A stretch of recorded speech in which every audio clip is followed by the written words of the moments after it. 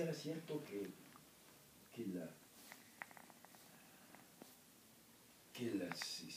la instrumentalidad, es decir, no son los instrumentos concretos, es el papel que se atribuye a los instrumentos, y eso abarca de los filósofos. Iván investigó toda la contaminación de la teología por la instrumentalidad, ¿no? Dios necesita ayudantes que son espíritus de fuego, que puedan actuar sobre el mundo material para mantener las esferas en movimiento, y esos son los ángeles que usan como instrumentos los planetas, los empujan. No hay concepto de inercia, como que hay que empujar siempre las cosas para que sigan moviéndose. O la creación de los sacramentos, los 7 sacramentos, que derivan de centenas de bendiciones y que son acciones instrumentales que prácticamente obligan a Dios a cierto curso de acción. Por ejemplo, si un niño nace y que se piensa que va a morir, si uno lo bautiza haciendo los gestos correctos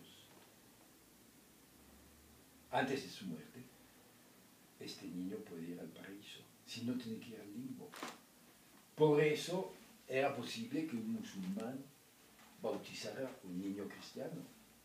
Si lo hacía correctamente, obligaba a Dios a recibir en el paraíso, ¿no?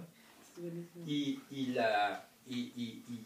una vez estaba en Italia discutiendo ese punto, y un teólogo me dijo, pero la interpretación de los sacramentos es instrumental, ¿no? Bueno, en fin, bueno, hay centenas o decenas de ejemplos que se pueden sacar de esa época. Por ejemplo, en Santo Tomás hay un pasaje como dice: tal como un tubo de plomo conduce el agua igual de bien que un tubo de oro,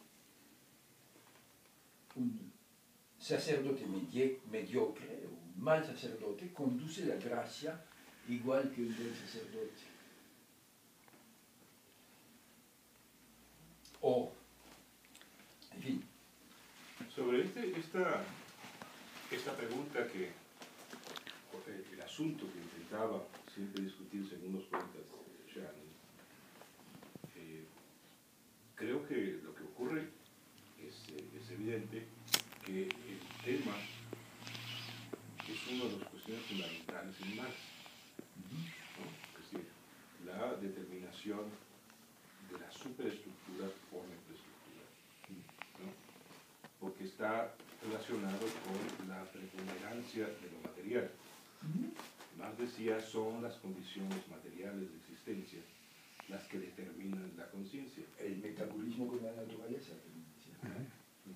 Entonces, pero es decir, es aquello que ocurre concretamente en la vida material, la manera como materialmente existimos, la que define las formas, las maneras de la conciencia, y no al revés.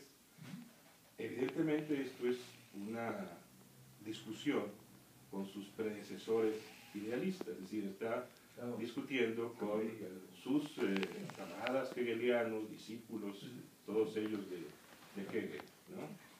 Y este cuestionamiento a Hegel, pues que comparten todos los llamados hegelianos de izquierda. Feuerbach particularmente. Por supuesto, ¿no? Con su famosísima onceava tesis y todo esto, ¿no? Ahora, el punto es decisivo porque tiene que ver con lo que después se desarrollaría como su teoría revolucionaria.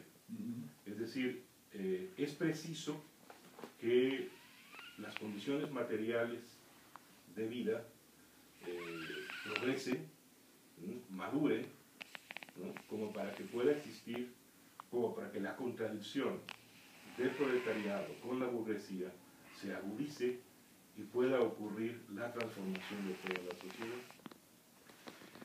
Entonces, ese es el asunto central y es decisivo para Marx, ¿no?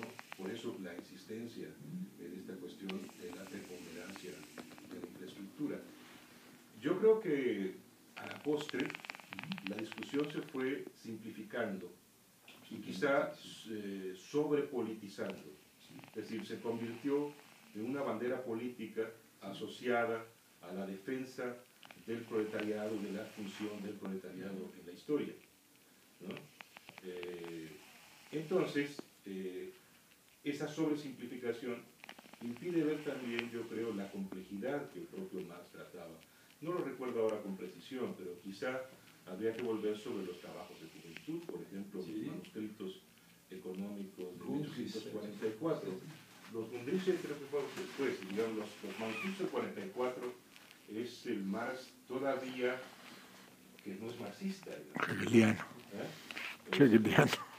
Hegeliano. Hegeliano, sí. De izquierda. De izquierda, y está él, es un lector todavía, es en buena medida un hombre que está en su formación, pero que ya intuye todo lo que será, todo lo que vendrá después está ya en la convención de Marx. Probablemente sería interesante volver en esa discusión a esos momentos para poder saber hasta qué punto esta idea es compleja y no quedarnos con la sobresimplificación de esa determinación como si fuera mecánica, elemental y burda, porque no lo era.